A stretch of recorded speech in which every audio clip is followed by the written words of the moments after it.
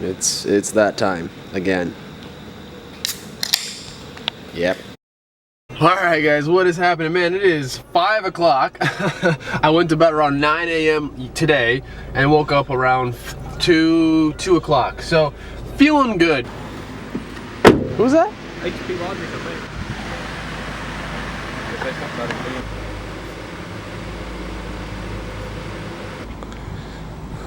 It's kind of a cool shot right there though. Oh, starter's pissed.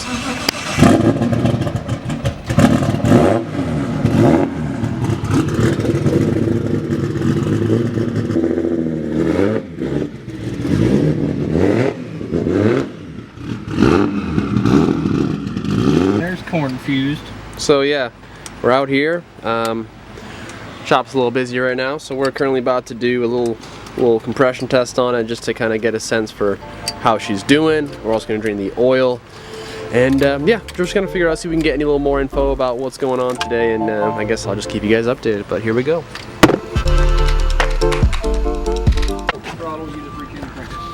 Done deal.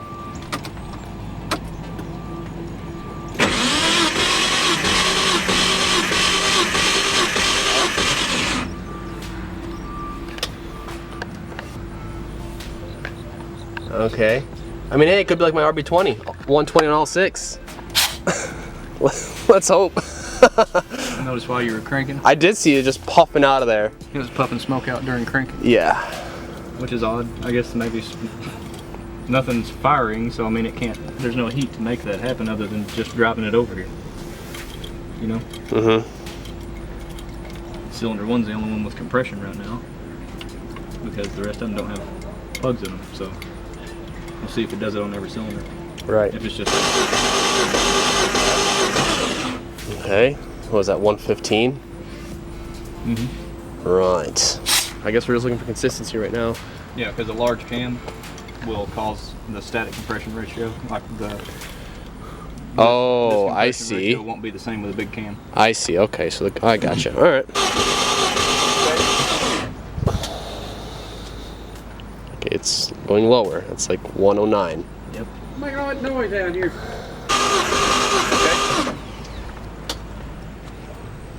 Okay. 130. 130.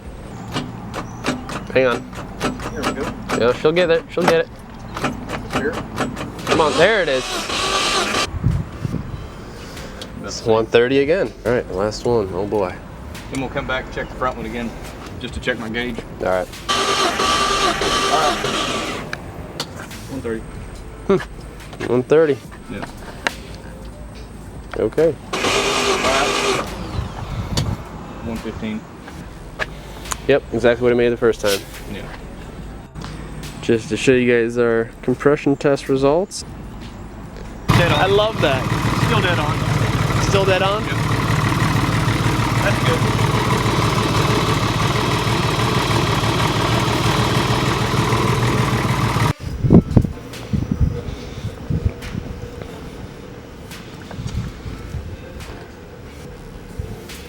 Oh dear. We can dip. Whoa, we got something just like erupted from down there.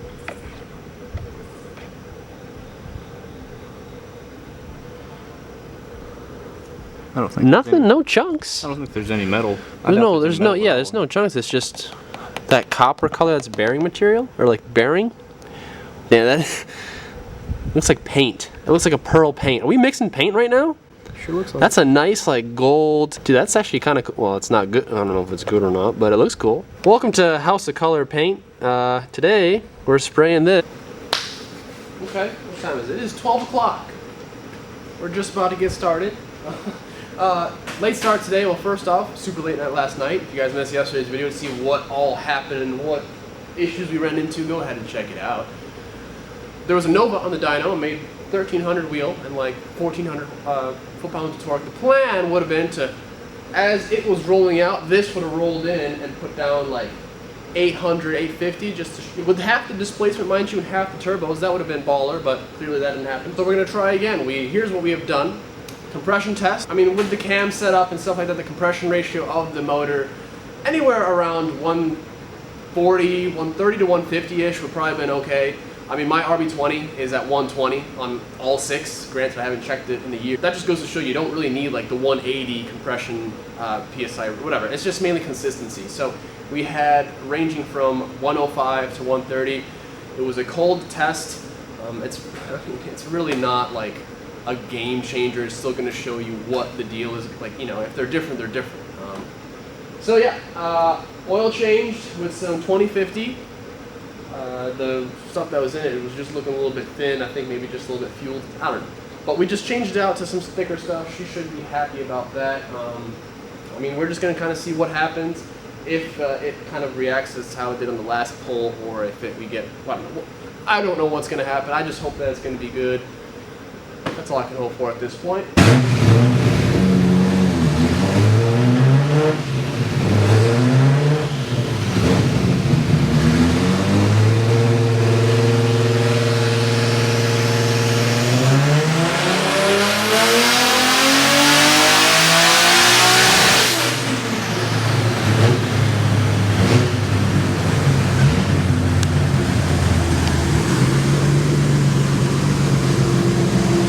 This is back on low boost.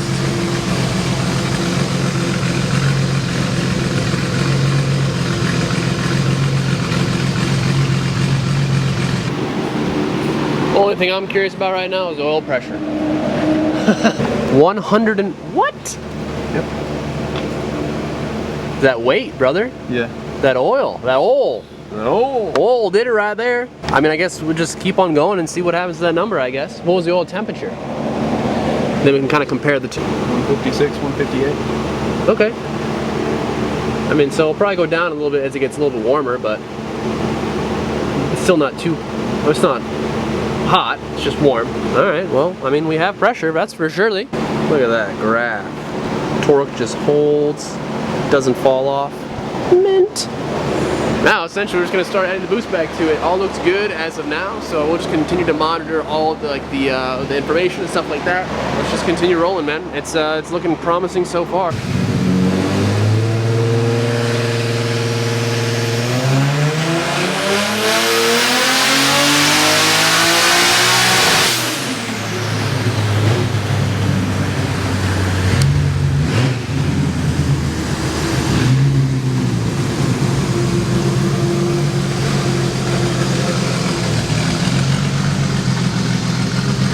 About 20 pounds. Very nice. I'm not feeling as stressed out and bummed out anymore. This video could actually be finally a positive one. I've been sick of all the negativity and just bad news lately, man. I know that you guys are not enjoying the bad news part, and it really bums me out, but we're committed to getting this thing done. We'll get it done. Just a nice little 100 horsepower bump right up here. Pretty gnarly. I mean, look how smooth. I mean, the torque is freaking phenomenal, dude. You want your torque to hold. You don't want it to fall off. This is where timing comes into play. So Brad's a wizard when it comes with timing and RBs, guys, for real. So essentially for pump gas, that's it. We're not putting any more boost in. There's no need. We're gonna go straight to E85. Again, there's no need to thrash on the motor on pump gas. It just doesn't make sense. And plus, with the octane rating, it's only 93. Well, US 93, which is like European 98. We could shoot for well over 600, but there's no point in putting that turbo, or not the turbo. The turbo can handle all the boost. Just putting the motor and everything else just in the strain of pump gas territory. There's no need. We're going E85. I just want to make that clear. All right, guys. So this was the red line was our last run. It was 2 horsepower less, but you guys can't always just look at the final number. Check that out. So just between the blue line and the red line is where we're just at. There's a 20 horsepower difference down low. I mean, that's something you're gonna feel. And this stuff, we just actually took a degree of timing out. And I think you took the timing out on top, you're gonna put it back in, or you took it, you put it in, you gotta take it out up top. This last run, I took out 1 degree all over. Oh, okay, gotcha. Okay, so we took 1 degree out all over. It liked it down here, but we'll just have to go ahead and go back to how it was up top. So very nice. Progress update. We actually just did a boost leak test just to kind of see what's going on. The reason why, first off, we're pretty sure this dyno is just a piece of crap. So essentially this happened yesterday again. So first pull, we made 550 horsepower. And it just from there just keeps falling down. And this is exactly what happened yesterday. We started to keep falling down. Oil pressures are all good. We're pretty sure that these things, I mean, they're the only thing that's on these freaking dynos are like 2200 horsepower pro mod cars. And again, like Brad was saying, that the people of this like the mainline said that you have to like send in the box to actually get it calibrated right to read lower horsepower cars, because this doesn't make any sense. It's like the same trend. No boost leaks. Boost is the same. Ignition is the same. Fuel map is the same. So I really don't think we meaning me and Brad don't believe that it's actually losing any power. It's just we just have an issue with the dyno. So yeah, because everything else looks good. All the fuel trims are good. Everything else is on point. So yeah, it's weird, man. So we're just gonna. Are we getting E85, Brad? We going to get E or? Yeah, we're gonna try to. All right, we're gonna try and get some E85 update for you. It is 1:25. We out here. Essentially. So yeah. Hey there. As you can see, it is time to get some ethanol in here. So we just had the pumps on, just cranking. Oh. I think we're.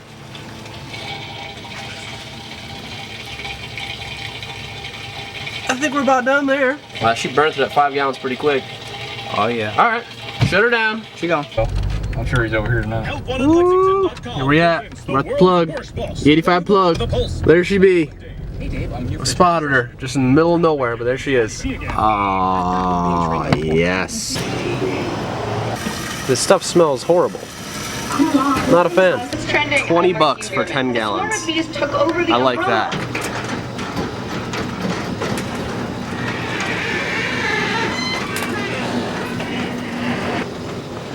Yep. Oh yeah. She's a had lad now. Oh, too steep. Slow it down, Johnny. Jim Jam. All right, moment of truth. We're about to see how much ethanol content this stuff has. It's freaking garbage, mate. 62%. 63% ethanol content. Yeah, Speedway. What are you doing? About to get that first E-start. Let me get the fans going here.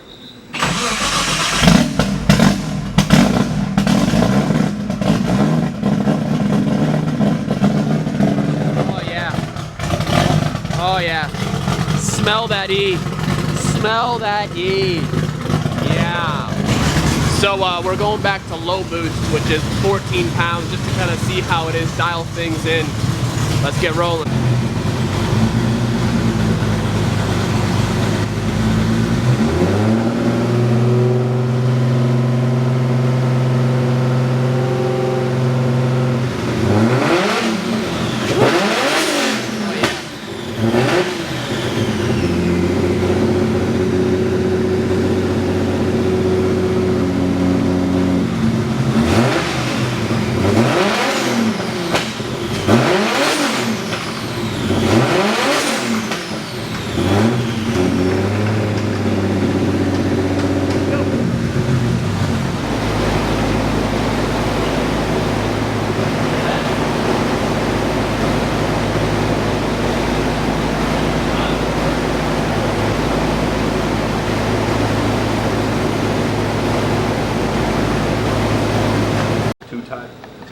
He wasn't lying. And it's getting warm and it's tightening up as it warms up. That's why we're losing consistent power. That's where the power's going. We just couldn't see it on pressure because we put such thick oil in it that it was keeping oil pressure up. Our pressures were just staying good pressure, but it's still not in good health. It's getting tight. And that's what I told Richard. So yeah, the hotter it gets, the more it contracts. And then yeah, the hotter. The more. That's why it's so hard to freaking crank. I mean, if you tried to spin this by hand right now, I don't think you. I mean, you would have to. It's always been like that. That's wrong. Exactly. And now when it's hot, it's probably even worse. Yeah, absolutely. Because the crank, as metal gets hot, it expands. Yeah. So the crank is expanding inside that bearing. It's getting bigger. So if you put it together super tight, to get the clearances on point. Right. Because you're taking into consideration the fact that it expands when it gets hot. That's why there is a tolerance. That's why it's not 1,000 is what you need, so you give it 1,000. No, it needs to grow. It needs 2 when it's hot, or 2.5, so you get 4. Right. That's why the tolerances are made that way. Same way with the piston. The forged piston, when you start this and you hear that thing just round, that's the pistons. Piston slap type deal. That is the pistons. When it's cold, that noise. Yeah. It's not the valve train, nothing to do with it. That's the pistons. Yeah. Oh boy. I guess. Yeah. I guess we should.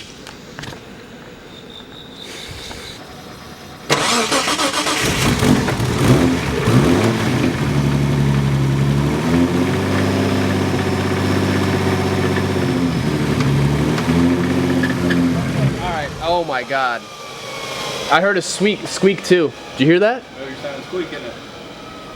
That's the squeak we've been hearing the whole time. Just like the one it makes when you start it.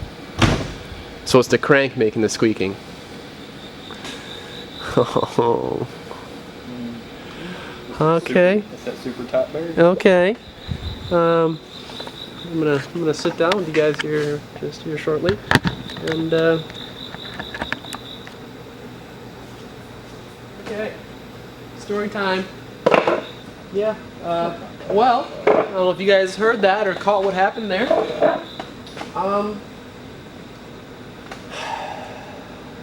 Knock knock, who's there? Mr. Main Bearing. That's kind of the deal here. On a rev it happened. On a freaking rev. Like, we got through all of our pump gas stuff. Breeze, all good. Pressures were on point. Pressure's still on point. Pressure's still on point, by the way. Like, it hasn't lost oil pressure.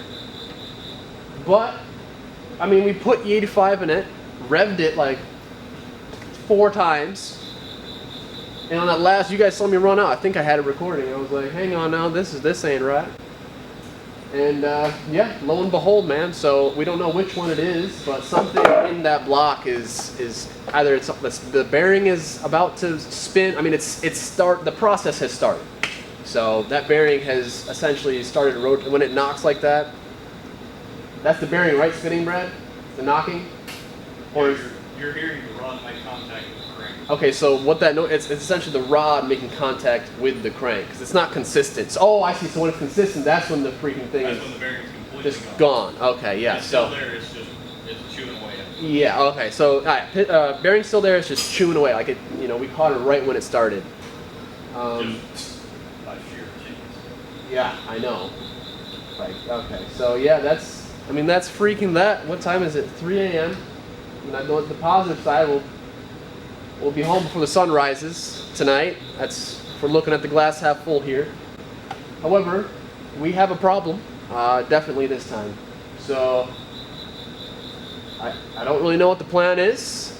What are you gonna do, man? I mean, that's just the way it is. So the only way to fix it is you have to pull the whole motor, take the head off, get everything cleaned, get the crank the resurfaced, polished, who knows what condition that thing's in, check the end play, all that stuff.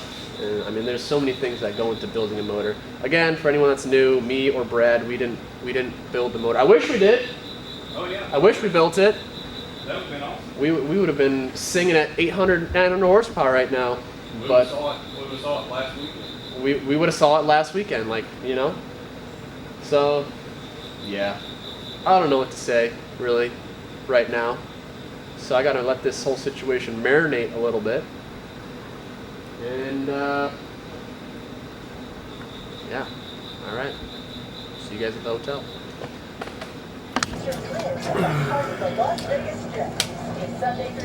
Right. Okay. Quick rundown. So yeah, unfortunately, man, that the short block just did not work out for us.